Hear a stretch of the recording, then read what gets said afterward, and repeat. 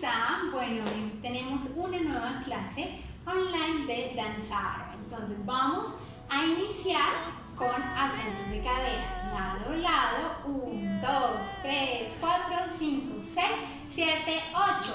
Luego vamos a mover los hombros adelante, atrás. 1, 2, 3, 4, 5, 6, 7, 8.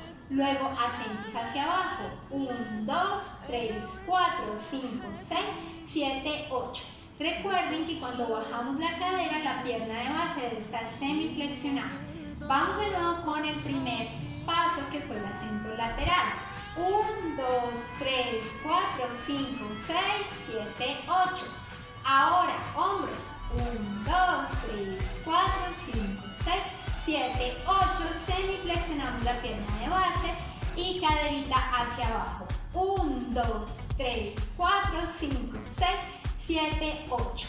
Vamos todos a hacerlo seguido. 5, 6, 7 y 1, 2, 3, 4, 5, 6, 7, 8. 1, 2, 3, 4, 5, 6, 7, 8. 1, 2, 3, 4, 5, 6, 7, 8. Muy bien, felicitaciones a todos. Recuerden seguir practicando. Pueden enviarme un videito otra vez etiquetando de @ucentral y @pijidance para ver sus videos y hacerles una retroalimentación online. Compartan sus videos y nos vemos en nuestra siguiente clase online. ¡Chao! Si te gustó este video, recuerda darle manito arriba y suscribirte a nuestro canal.